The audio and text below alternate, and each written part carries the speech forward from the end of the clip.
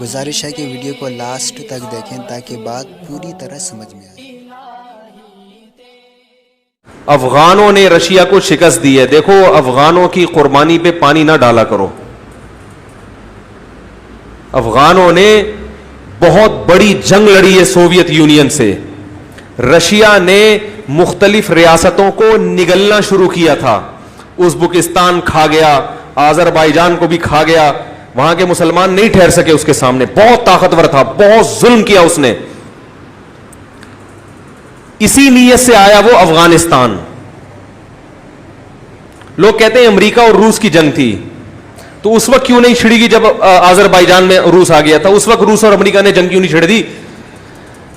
نہیں یاری سمجھ میں کیا کریں بھائی. جب ترکمانستان پہ روس نے قبضہ کیا تو اس وقت امریکہ نے جنگ کیوں نہیں چھیڑ دی؟ رشیا کے مقابلے میں کیوں نہیں آ گیا؟ ہوا یہ ہے کہ جب افغانستان آیا رشیا اور اس نے افغانستان میں بھی مکمل تسلط قائم کیا, تو اس کو یہ خواب و خیال میں بھی نہیں تھا کہ مجھے یہاں سے واپس جانا پڑے گا, کیونکہ اس نے سوچا تھا میں اتنی بڑی بڑی ریاستوں کو ہڑپ کر گیا, اس کو بھی ہڑپ کر چکا ہوں. یا تو شروع میں ہو جاتا نا بھائی, شروع میں لڑ کے مجھے گھسنے ہی نہ دیتے, اب تو گھس کے ہر محکمے پہ قبضہ کر لیا میں نے.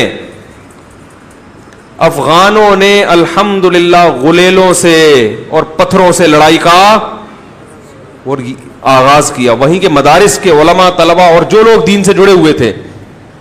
افغان آرمی بھی کس سے مل گئی تھی؟ رشیا کے ساتھ. حکومت بھی اس سے مل گئی. ایسے موقع پہ اسباب کی دنیا میں لڑنا ممکن نہیں ہے, مگر افغانوں کی عظمت کو کروڑ مرتبہ سلام. 16 لاکھ سے زیادہ انسانوں کی قربانی دی اور روس کے تسلط کو برداشت نہیں کیا.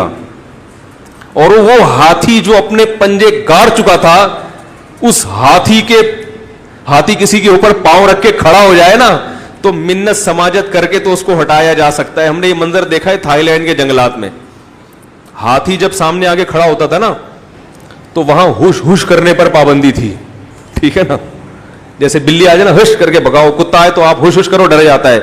ہاتھی جب غصے میں ہو اور سامنے آ جائے تو وہ ہوش ہوش سے یہ نہیں کہ چل یہاں سے بھاگ, وہ ایک سونڈ لہرائے گا اٹھا کے پھر. اس کا طریقہ ہوتا ہے امن شانتی کے ساتھ تمیز سے. آپ ایسے کھڑے ہو جاؤ اور قومی ترانہ شروع کر دو بہت, کیونکہ وہ تو ہاتھی ہے, اس کے لیے قدم آگے رکھنا آسان ہے, قدم اٹھانا مشکل ہے. اور آپ اس کے قدم کو ایسے اٹھاؤ ہاتھ سے پکڑ کے, وہ تو دوسرا قدم بھی رکھ دے گا. رشیا کو سفید ریچھ کہا جاتا تھا, سفید ریچھ. ظلم اور بربریت کی داستانیں قائم کی تھی افغانستان میں. اللہ افغانوں کو جزائے خیر دے جنہوں نے اتنی قربانیاں دی ہیں, اتنی قربانیاں دی. کیچڑ لے کے ٹینکوں کے شیشوں کو بند کر دیا کرتے تھے. ایک ایک ٹینک جب گولے برساتا تھا 400 شہید ہوتے تھے, ایک پہنچنے میں کامیاب ہو جاتا تھا. نہ اسلحہ چلانا جانتے تھے, نہ کچھ بھی نہیں جانتے تھے. غلیلوں سے ڈنڈوں سے وہ جانتے تھے. انہوں نے کہا کہ ہم خدا کے وجود کا انکار کرنے والا اس کو اپنے ملک میں برداشت نہیں کریں گے. یہ تو اللہ کا منکر ہے. میں یہاں پاکستان میں ایسے چرسیوں سے بھی ملا ہوں جو چرس پیتے ہیں مگر وہ روس کے دور میں لڑے ہم. میں نے کہا یار تم تو چرس بھی پی رہے ہو, لڑ بھی رہے ہو, یہ کیا ہے بھائی؟ وہ ایک آدمی سینما گھر کی لائن میں کھڑا ہوا, کہہ رہے ٹکٹ دو. کیوں بھائی؟ کہہ رہے مجھے نماز کی دیر ہو رہی ہے, جلدی دو بھائی. بولے یار نماز کی دیر بھی ہو رہی ہے, فلم بھی دیکھ رہا ہے. تو میں نے کہا یہ چرس بھی چل رہی ہے اور تم کو ہم نے ادھر اس وقت بھی پیتے تھے. کہہ رہے مورچے میں بیٹھ کے پیتا تھا اس وقت. میں نے کہا یار مورچے میں بیٹھ کے چرس بھی پی رہا ہے اور لڑ بھی رہا ہے. کہہ رہا ہے یار لڑ اس لیے رہے ہیں کہ ٹھیک ہے ہم اللہ کے نافرمان ہیں, مگر اس خدا کے وجود کا انکار کیا جا رہا ہو. وہی مثال ہے نا باپ والی کہ بھائی باپ کی بات نہیں مانتے, مگر آپ کے باپ کا کوئی گریبان پکڑ کے کھڑا ہو جائے آپ کے سامنے, پھر تھوڑی آپ کہو گے یار میں ابا کی مانتا نہیں ہوں تو کوئی بات نہیں. بولو گے بھائی میں نہیں مانتا, میرا ابا اپنے ابا سے میرا تعلق, آپ کون ہوتے میرے باپ کا گریبان پکڑنے والے؟ تو غیرت کا مسئلہ ہے. تو اس افغانی نے مجھے کہا کہ ہم اپنے دین اور مذہب کے لیے گردن کٹا دے گا.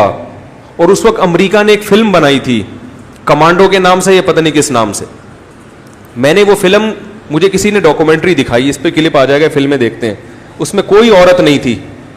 وہ ایک پی کے فلم پہ میں نے تھوڑا سا تبصرہ کیا تھا, حالانکہ وہ بھی میں نے نہیں دیکھی, وہ بھی کسی نے مجھے شارٹ کلپ صرف اس کے ایمان افروز تقریر جو کی تھی نا اس کی دکھائی, تو اس پہ اتنا تماشا بن گیا تھا. تو امریکہ نے اس وقت فلم بنائی تھی, اس وقت اس فلم میں دکھا, عورت نہیں تھی اس فلم میں کوئی, میں نے اس کی کلپ دیکھے ہیں, اس کا اردو ترجمہ بھی ہے.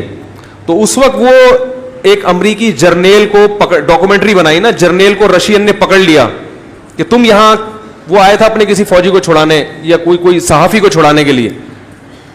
تو اس وقت اس نے کہا کہ تم جس, امریکی کہہ رہا ہے رشین سے, کہ تم جس قوم سے لڑ رہے ہو وہ قوم سر کٹانا جانتی ہے, سر جھکانا کم. کیسے امریکہ ان کے فضائل بیان کر رہا تھا یار, دیکھو.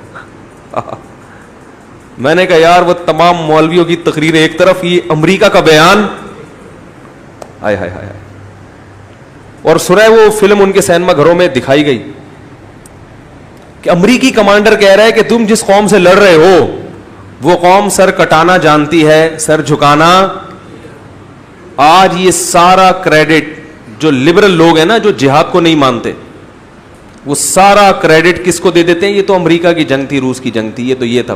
ٹھیک ہے امریکہ نے مدد کی ہے, مگر امریکہ نے جب دیکھا کہ یہ افغان کھڑے ہو گئے ہیں اور رشیا کے بس میں ان سے نمٹنا نہیں ہے, ہارے گا, پھر انہوں نے کہا چلو انگلی کٹا کے ہم بھی شہیدوں میں نام لکھا. کیونکہ رشیا سے تو سبھی خوار کھا رہے تھے نا, امریکہ بھی پریشان تھا رشیا سے, جس طرح وہ پھیلتا جا رہا تھا. پھر تو سب نے مدد کی ان کی, پاکستان نے بھی کی اور سعودیہ نے بھی کی, سارے ملک اکٹھے ہو گئے.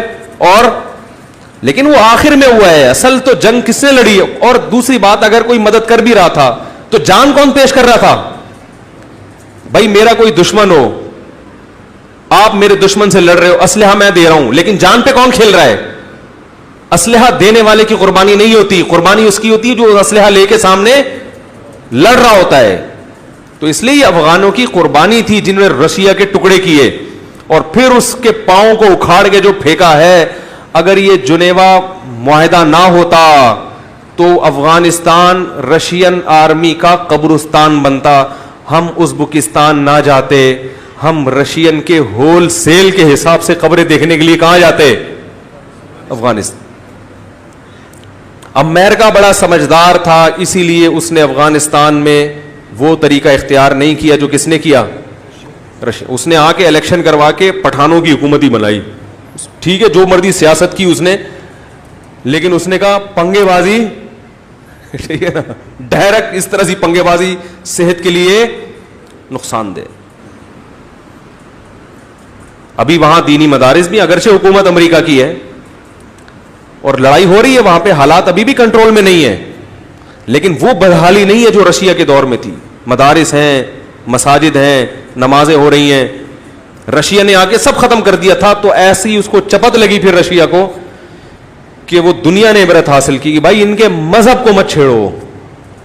سمجھ میں آ رہی ہے بات؟ کچھ بھی کرو ان کے مذہب کو مت چھیڑو. ابھی اب امریکہ ہے مگر مذہب کو نہیں چھیڑا, اسلامک یونیورسٹیاں بھی ہیں اور اماموں کی تنخواہیں بھی ہیں اور عدالتوں میں شریعت بھی نافذ ہے, علماء بیٹھے ہوئے ہیں عدالتوں میں. لیکن بہرحال ایسے حالات نہیں ہے جیسے پہلے ہوا کرتے تھے افغانستان کے, اور چل رہا ہے ابھی بھی سلسلہ. تسلط ابھی بھی قائم نہیں ہوا, معاہدے ہو رہے ہیں, دونوں کے بیٹھ کے میز پہ بیٹھتے ہیں اور بغیر کسی نتیجے کے. طالبان کا ایک ہی دعویٰ ہے کہ پہلے فوج لے کے جاؤ, وہ کہیں جی لے کے ہی جانا ہے تو پھر مذاکرات کس بات کے کرنے بھائی. وہ کہہ رہے ہیں نہیں بیٹھ کے مذاکرات. تو یہ چل رہا ہے, دعا کرے کوئی خیر کی صورت نکلے, افغانستان میں امن قائم ہو. تو بات کو میں ختم کرتا ہوں. تو جب افغانوں نے اس کے قدم کو اکھاڑا ہے تو الحمدللہ پھر وہ اپنے ہی ملک میں پنپنے کے قابل. اور یہ تو رشیا نے بڑا اچھا کیا کہ ان ریاستوں کو خود سے اس نے آزادی دے دی. اگر آزادی نہ دیتا تو یہ افغانی رشیا کی سرحد میں ان لوگوں کے ساتھ مل کے اس ملک میں گھس کے روسیوں کو مارتے اور وہ بھاگتے. وہ کہتے ہیں ہم نے وہاں تو پٹائی کھائی ہے, کم از کم یہاں تو چھوڑ دو ہمیں. تو رشیا نے بڑی سمجھداری کی, بولا جو ملک کو آزادی چاہیے بھائی لے لو یار. تو یہ سارے کنٹریز آزاد ہو گئے, ازبکستان, ترکمانستان.